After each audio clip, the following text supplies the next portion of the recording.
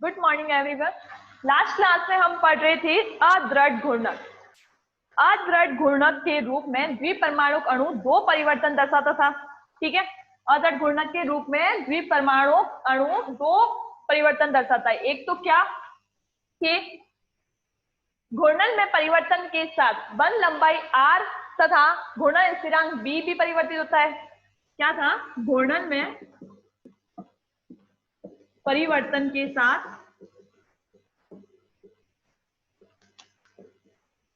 बंध लंबाई r तथा घूर्णन स्थिरांक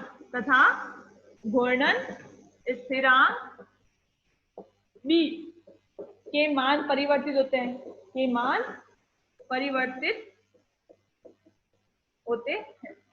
ठीक है, तो क्या है, अपन ने क्या अदृढ़ घूर्णक स्टार्ट किया था। ठीक है, अदृढ़ घूर्णक में क्या था कि अदृढ़ घूर्णक के रूप में द्विपरमाणुक अणु दो परिवर्तन दर्शाता है। किससे? दृढ़ घूर्णक से, मतलब द्विपरमाणुक अणु, सॉरी, अदृढ़ घूर्णक दृढ़ घूर्णक से किस तरह भिन्न है? तो इन दो परिवर्तनों के कारण अदृढ़ घूर्णक दृढ़ घूर्णक से भिन्न होता है। पहला तो क्या कि घूर्णन में परिवर्तन हो रहा है, तो घूर्णन में परिवर्तन के साथ बंध लंबाई r तथा घूर्णन स्थिरांक b के मान परिवर्तित होते हैं। ठीक है, दूसरा क्या है? बंध की प्रत्यास्थता के कारण, बंध की प्रत्यास्थता मतलब इलास्टिक बॉन्ड के कारण, इलास्टिक बॉन्ड के कारण बंध की प्रत्यास्थता के कारण, बंध की प्रत्यास्थता के कारण अणु जो है वो घूर्णन के साथ कंपन भी प्रदर्शित करता है। घूर्णन के साथ बंध की प्रत्यास्थता के कारण अणु घूर्णन के साथ कंपन भी सम्मिलित होता है। घूर्णन के साथ कंपन भी सम्मिलित होता, घूर्णन के साथ कंपन भी सम्मिलित होता है। तो अदृढ़ घूर्णक जो है वो इन रूपों में दृढ़ घूर्णक से भिन्न होता है। ठीक है, तो जिससे क्या होगा, अदृढ़ घूर्णक की ऊर्जा जो है वो दृढ़ घूर्णक से क्या हो जाएगी? परिवर्तित हो जाएगी। ठीक है, उससे अलग होगी। तो अदृढ़ घूर्णक द्विपरमाणु अणु के रूप में ये तो परिवर्तन दर्शाता है। एक तो है घूर्णन में परिवर्तन के साथ बंध लंबाई r तथा घूर्णन स्थिरांक b के मान परिवर्तित होते हैं। दूसरा, बंध की प्रत्यास्थता यानी कि इलास्टिक बॉन्ड के कारण, इलास्टिक बॉन्ड के कारण घूर्णन के साथ क्या होता है? कंपन भी सम्मिलित हो जाता है, कंपन भी सम्मिलित हो जाता है, जिससे क्या होगा कि अदृढ़ घूर्णक की जो ऊर्जा है वो दृढ़ घूर्णक से क्या हो जाएगी? अलग हो जाती है। ठीक है, तो हम नेक्स्ट हेडिंग लगाते हैं अदृढ़ घूर्णक के ऊर्जा स्तर की ऊर्जा। अदृढ़ घूर्णक के ऊर्जा स्तर की ऊर्जा।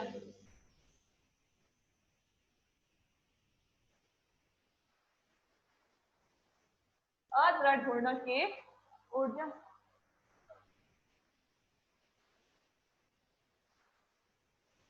अदृढ़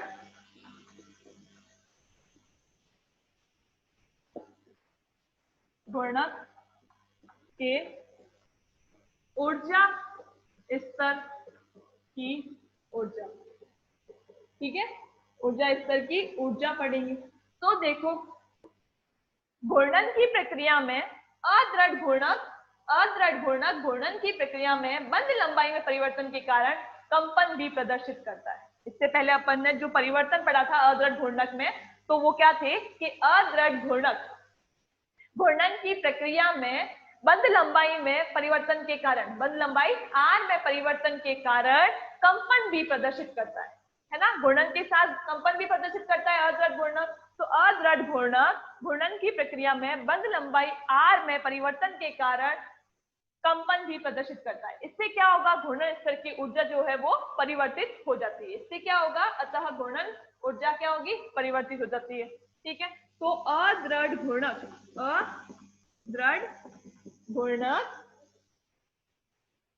घूर्णन की प्रक्रिया में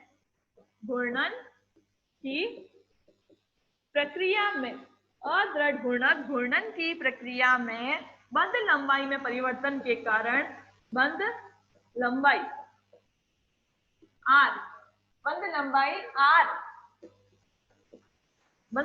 r में परिवर्तन के कारण परिवर्तन के कारण क्या होता है, कंपन भी प्रदर्शित करता है, कारण कंपन भी प्रदर्शित करता, ठीक है। अतः ऊर्जा जो है वो परिवर्तित हो जाती है, घूर्णन स्तर की ऊर्जा जो है, घूर्णन ऊर्जा जो है वो परिवर्तित होती है। अतः घूर्णन ऊर्जा परिवर्तित होती है। किससे?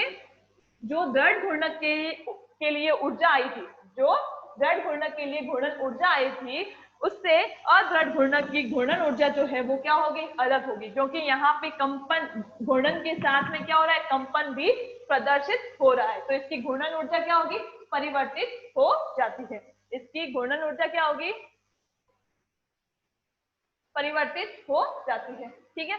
अब देखो, तो इसकी ऊर्जा स्तर की ऊर्जा को हम किससे डिनोट करेंगे, तो इसकी घूर्णन ऊर्जा क्या होगी, इसकी घूर्णन ऊर्जा, अदृढ़ घूर्णक की घूर्णन ऊर्जा EJ is equal to h square upon 8 pi square I, EJ is equal to h square upon 8 pi square I into J plus 1 minus h की घात 4 अपॉन 32 पाई की घात 4 r square I square c के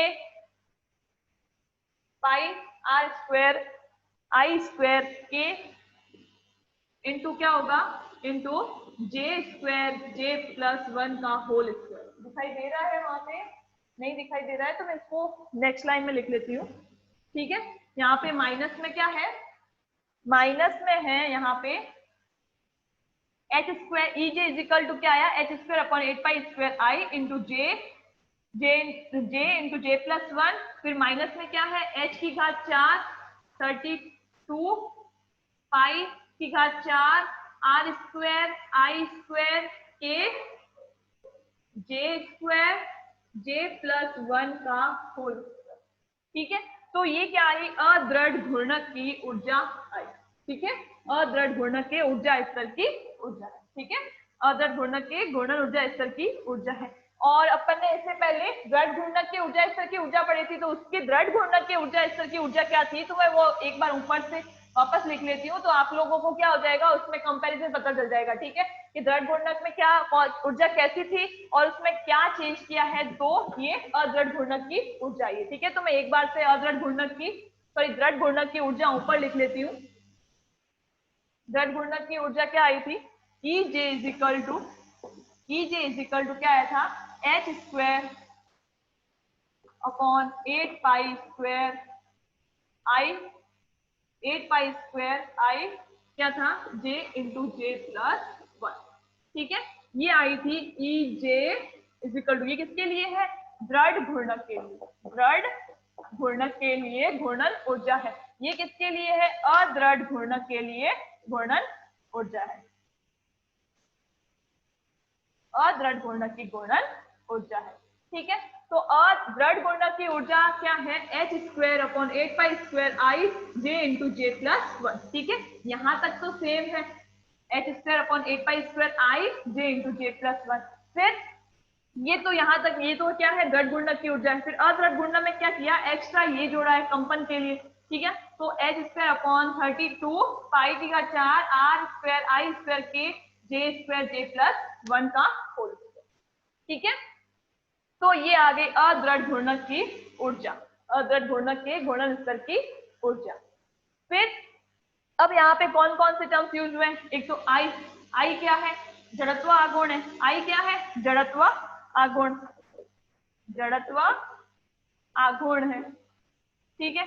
अब H क्या है, H हम सबको पता है, H क्या है, प्लांक नियतांक है, प्लांक नियतांक है, ठीक है। फिर J क्या है, घूर्णन स्तर है, J क्या है, घूर्णन स्तर,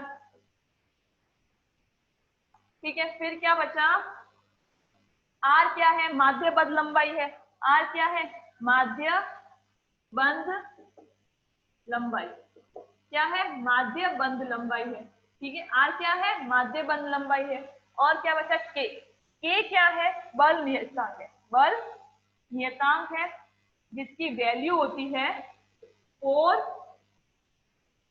पाई स्क्वायर, यहाँ पे सिग्मा क्या लिख दिया हमने, 4 pi square W E bar square mu C square into mu, C square mu. ठीक है। तो के क्या है, बल नियतांक है। के क्या है, बल नियतांक है जिसकी वैल्यू है पाई 4 pi square W bar square, W बार, मैं इसको वापस ऊपर लिख लेती हूँ। ठीक है। तो के की वैल्यू क्या है, 4 pi square W bar square सी स्क्वायर म्यू। ठीक है। 4 pi square W bar square सी स्क्वायर इंटू म्यू। ठीक है। ये डब्ल्यू बार क्या है, यहाँ पे डब्ल्यू बार है तरंग आवृत्ति या घूर्णन तरंग संख्या, घूर्णन आवृत्ति या घूर्णन तरंग संख्या कहलाती है।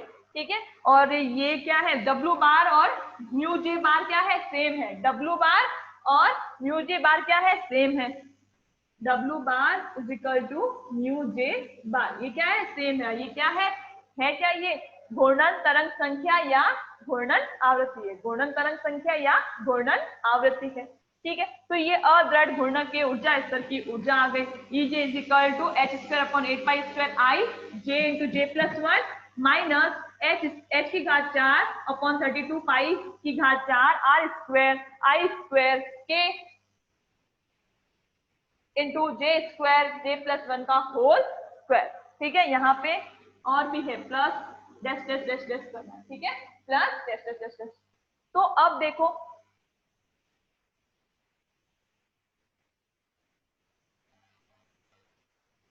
ठीक है, अब देखो फिर घूर्णन स्तर की ऊर्जा को तरंग संख्या के रूप में भी दर्शाया जाता है। घूर्णन स्तर की ऊर्जा को तरंग संख्या के रूप में दर्शाया जाता है।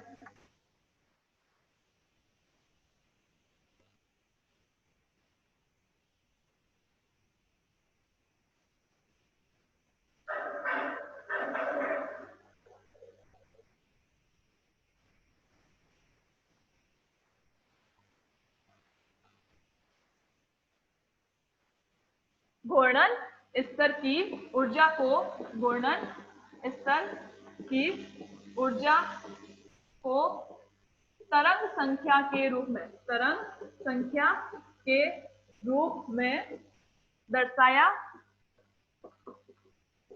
जाता। ठीक है। इससे पहले मैं बता देती हूँ कि दृढ़ घूर्णक के लिए घूर्णन स्तर की ऊर्जा को तरंग संख्या में किस तरह से दर्शाया था अपन ने, E J bar is equal to E J upon, E J bar is equal to E J upon H C. ठीक है। ये था दृढ़ घूर्णक के लिए घूर्णन स्तर की ऊर्जा को तरंग संख्या के रूप में। अब हम अदृढ़ घूर्णक के लिए घूर्णन स्तर की ऊर्जा को तरंग संख्या के रूप में किस तरह से दर्शाएंगे, यहाँ पे म्यू जे बार लेंगे। ठीक है। ई जे बार की जगह अपन ने क्या लिया है, mu J bar is equal to, यहाँ पे क्या आ जाएगा, ई जे अपॉन एच, बाकी क्या है, सेम। ठीक है। तो ई जे बार की जगह अपन ने क्या लिया है, अदृढ़ घूर्णक के लिए म्यू जे बार लिया है, बाकी क्या है, सेम है, ई जे अपॉन एच। अब हम क्या करेंगे, mu J bar is equal to E J की जो ये वैल्यू है, ई जे की ये जो वैल्यू है अपन यहाँ पे पुट कर देंगे। ठीक है। ई जे की वैल्यू, ये वाली जो वैल्यू है वो अपन यहाँ रख देंगे। तो क्या आता है अपने पास, देखो एच स्क्वायर या पूरा ये वैल्यू रखने पर क्या आता है अपने पास, B J into J plus 1, B J into J plus 1, मैं वो लिख रही हूँ जो मान रखने के बाद जो अपने पास क्या वैल्यू आती है मैं वो लिख रही हूँ। ठीक है। सीधा minus B J square J plus 1 का होल स्क्वायर, जे प्लस 1 का होल स्क्वायर प्लस। ठीक है। तो ये म्यू जे बार की वैल्यू आई अपने पास। ये किसकी वैल्यू आई, म्यू जे बार। घूर्णन स्तर की ऊर्जा को तरंग संख्या के रूप में, तरंग संख्या के रूप में है घूर्णन स्तर की ऊर्जा। ठीक है। और इसके लिए क्या आई थी, ई जे बार, इसके लिए ई जे बार आई थी B J into J plus 1। ठीक है। इसके लिए क्या आई थी, B J into J plus one. और यहाँ पे अदृढ़ घूर्णक के लिए क्या है, ये दृढ़ घूर्णक के लिए, ठीक है, ये दृढ़ घूर्णक के लिए E J bar is equal to B J into J plus one. अदृढ़ घूर्णक के लिए mu J bar is equal to B J into J plus one minus B J square J plus one का whole square plus, ठीक है। तो ये है उसके लिए। अब यहाँ पे देखो b की क्या वैल्यू है और d की वैल्यू क्या है, ठीक है। b क्या है, घूर्णन स्थिरांक है, जहां b इज इक्वल टू क्या था, घूर्णन स्थिरांक था, है ना, घूर्णन स्थिरांक। b क्या है, घूर्णन स्थिरांक है, जिसकी वैल्यू क्या होती है, h अपॉन 8 पाई स्क्वायर आई सी होती है, ठीक है, h अपॉन 8 पाई स्क्वायर आई सी। और d क्या है, d है अपकेंद्रीय विरूपण स्थिरांक, अपकेंद्रीय विरूपण स्थिरांक, centrifugal distortion constant, centrifugal distortion constant. d क्या है, अपकेंद्रीय विरूपण स्थिरांक, अपकेंद्रीय विरूपण स्थिरांक, अपकेंद्रीय विरूपण स्थिरांक, जिसकी वैल्यू क्या है, h cube upon 32 pi 4 R square I square के, ठीक है, जिसकी अपकेंद्रीय विरूपण स्थिरांक की वैल्यू क्या है, h क्यूब पाई की घात 4 आई स्क्वायर आर स्क्वायर के इंटू सी, के इंटू सी भी है साथ में, ठीक है। तो ये किसकी वैल्यू आई, d यानी कि अपकेंद्रीय विरूपण स्थिरांक की वैल्यू आई। तो ये क्या आया अपने पास, घूर्णन स्तर की ऊर्जा को तरंग संख्या के रूप में क्या है, घूर्णन स्तर की ऊर्जा है, ये क्या है, तरंग संख्या म्यू जे बार के रूप में घूर्णन स्तर की ऊर्जा है, क्या है, B J into J plus one minus B J square J plus one का होल स्क्वायर, ठीक है, ये आई। अब देखो इसको इक्वेशन नंबर लगा लेंगे अपन, एक लगाते हैं इसको इक्वेशन नंबर,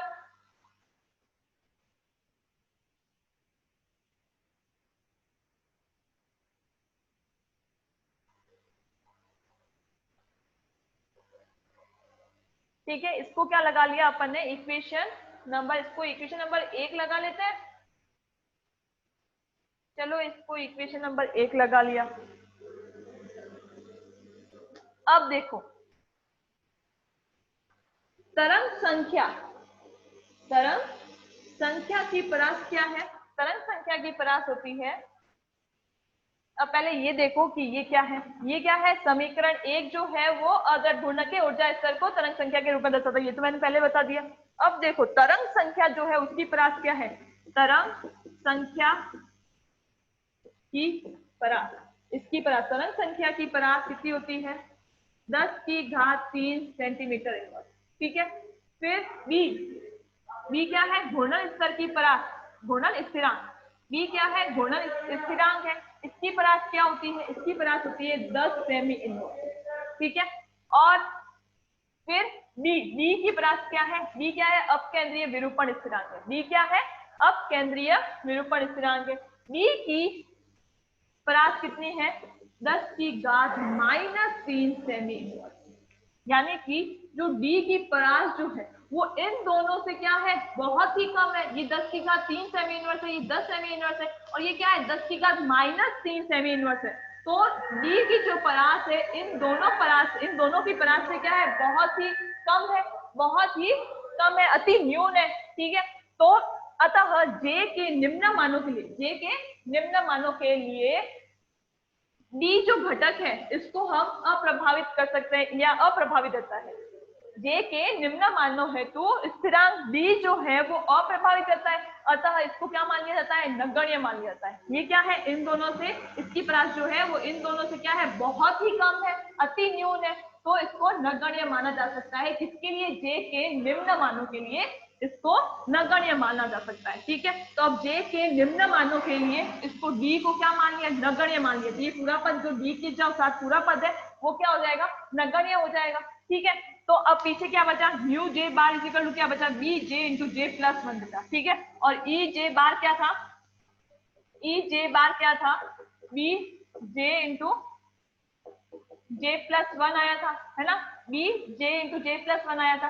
तो j के निम्न मानों हेतु इसको तो क्या कर दिया, नगण्य मान लिया। तो इसको नगण्य मानने से न्यू जे बार किसके बराबर आ गया, बी जे इंटू j+1, और ई जे बार भी क्या है, बी जे इंटू j+1 है।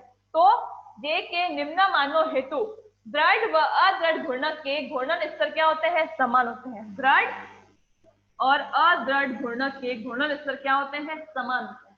किसके लिए, जे के निम्न मानों के लिए हम इसको क्या, डी को क्या कर सकते हैं, नगण्य मान सकते हैं। ठीक है, जे के निम्न मानों है तो डी को नगण्य मान सकते हैं, तो इसको नगण्य मान लिया। तो म्यू जे बार किसके बराबर आया, बी जे इंटू j+1 के बराबर आया। और ई जे बार क्या होती है, ये दृढ़ घूर्णक के लिए, तो ई जे बार बराबर क्या था, बी जे इंटू j+1। तो जे के निम्न मानों हेतु दृढ़ व अदृढ़ घूर्णक के घूर्णन स्तर क्या होते हैं, समान होते हैं। दृढ़ व अदृढ़ घूर्णक के घूर्णन स्तर क्या होते हैं, समान होते हैं। ठीक है, अब देखो, अब हम बात करते हैं घूर्णन स्तर की। किसकी बात करते हैं हम, घूर्णन स्तर की।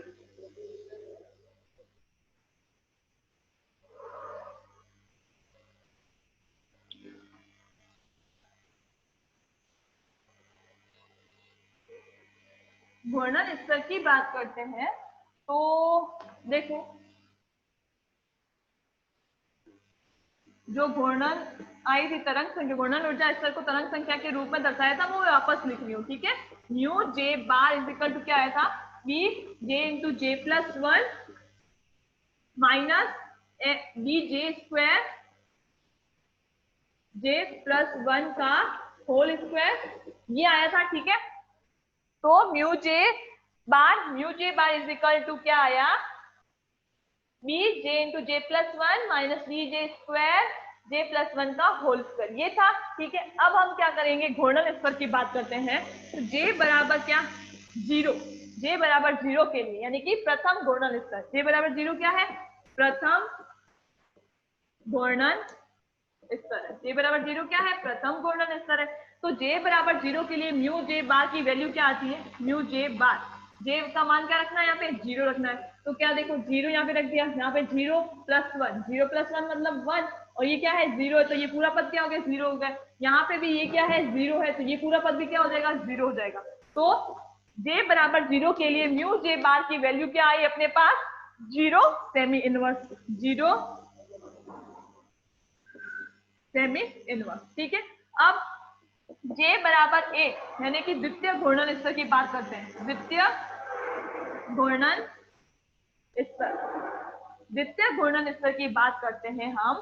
तो देखो, म्यू जे बार या म्यू जे 0, ये किसकी वैल्यू है, म्यू जे 0 की वैल्यू है। यहाँ पे क्या रख देते हैं, J की जगह 0 रख देते हैं, यहाँ पे J की जगह क्या रख देते हैं, 1। तो म्यू 1 बार इजिकल टू क्या आएगा, अब J की जगह अपन को क्या रखना है, 1। तो b इंटू 1 1, पर b इंटू 1 क्या हो गया, b, 1+1 क्या हो गया, 2, तो 2b आ गया, यहाँ पे क्या आया, 2b। ठीक है, मैं रख के दिखाती हूँ आपको। ठीक है, b इंटू J की जगह अपन को क्या रखना है, 1 रखना है। ठीक है, ब्रैकेट में क्या है, j+1, j की वैल्यू क्या रखनी है, 1 रखनी है, प्लस क्या है, 1 है। ठीक है, माइनस b है। ठीक है, j की वैल्यू क्या रखनी है अपन को, 1 रखनी है, 1 का इससे क्या होता है, 1 होता है। ठीक है, और ब्रैकेट में क्या है, j+1 है, तो 1+1 का क्या है, स्क्वायर है। ठीक है, तो देखो क्या आया, b, 1+1 क्या होता है, 2, तो ये 2b। ठीक है, b इंटू 1 क्या होगा, b, और 1+1 क्या हो गया, 2, तो ये क्या आ गया, 2b माइनस, अब देखो d इंटू 1 क्या है, d, और ये 1+1 क्या हो गया, 2, 2 का क्या है, स्क्वायर है, तो क्या हो गया, 2 का स्क्वायर 4, तो ये कितना आया, 4d सेमी इनवर्स। ठीक है, तो म्यू 1 बार की वैल्यू क्या आई, 2b minus 4d semi inverse. Mu 1 की वैल्यू क्या आई, 2b minus 4d semi inverse. इसी तरह से j बराबर 2 की वैल्यू रखते हैं। इसी तरह से हम j बराबर 2 रखते हैं। j बराबर 2 के लिए म्यू 2 बार कितना आएगा, म्यू 2 बार आएगा 6b माइनस 36d। म्यू 2 बार क्या आएगा, 6b minus 36d semi inverse. ठीक है, इस तरह से क्या है, अब क्या करेंगे, j बराबर 2 रखना है इसमें भी और इसमें भी, तो क्या आएगा, 6b minus 36d semi inverse. इसी तरह से j बराबर 3 के लिए j बराबर 3 रखते हैं, तो μ3 बार कितना आता है, μ3 बार की वैल्यू देखते हैं अपन, देखो μ3 बार, μ3 बार कितना आता है अपने पास 12b minus 144d, 12b minus 144d semi inverse. ठीक है, इसी तरह से j बराबर 4 रखने पर, j बराबर 4 रखने पर μ4 बार इज इक्वल टू कितना आएगा, μ4 बार इज इक्वल टू कितना आता है 20b minus 400d semi, 20b minus 400 semi, 400d semi. ठीक है, 400d सेमी। ठीक है, तो ये हमने घूर्णन स्तर निकाल लिए, जे के अलग अलग मान पर घूर्णन स्तर निकाले। ठीक है, अब हम क्या करेंगे, घूर्णन स्तर को स्पेक्ट्रम के रूप में दर्शाएंगे। ठीक है, ऐसे घूर्णन स्तर जो भी जे की म्यू बार की जो वैल्यू आई है, हम क्या करेंगे उसको स्पेक्ट्रम के थ्रू दर्शाते हैं। चलो, तो अदृढ़ घूर्णक के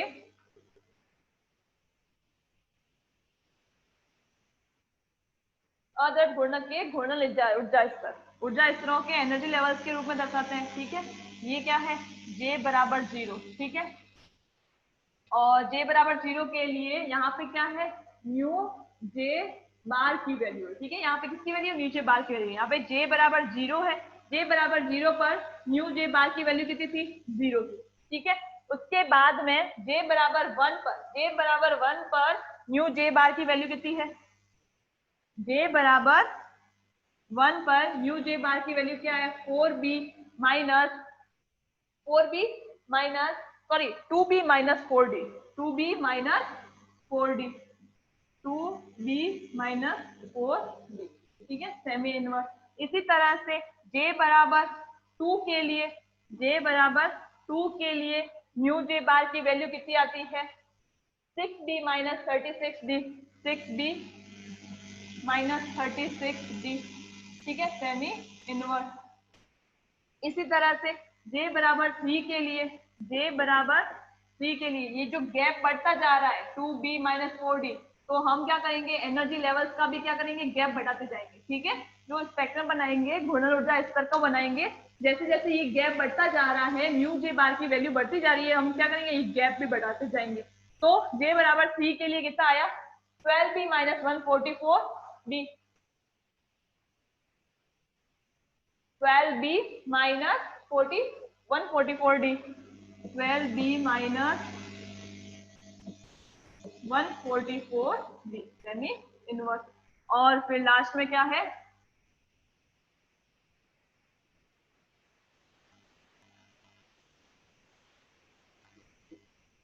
j बराबर 4 के लिए कितनी आई अपने पास, 20b minus 400d, 20b minus 400d semi inverse. ठीक है, तो इसको संक्रमण दर्शा लेते हैं। ठीक है, तो ये क्या है, अदृढ़ घूर्णक के घूर्णन ऊर्जा स्तर या फिर तरंग संख्या। ये क्या है, तरंग संख्या के मान है। ठीक है, तो अदृढ़ घूर्णक के ऊर्जा स्तर के, अदृढ़ घूर्णक के घूर्णन ऊर्जा स्तर या फिर तरंग संख्या, तो इसको इस तरह से दर्शाते हैं। फिर नेक्स्ट अपने टॉपिक आता है, ये घूर्णन स्तर हो गए अपने। ठीक है, नेक्स्ट अपने अगला टॉपिक आता है अदृढ़ घूर्णक में संक्रमण व चयन या वरण नियम। ठीक है, अदृढ़ घूर्णक स्तर में संक्रमण तथा चयन या वरण नियम। ठीक है, तो हम क्या करेंगे, नेक्स्ट क्लास में पढ़ेंगे, वो हम नेक्स्ट क्लास में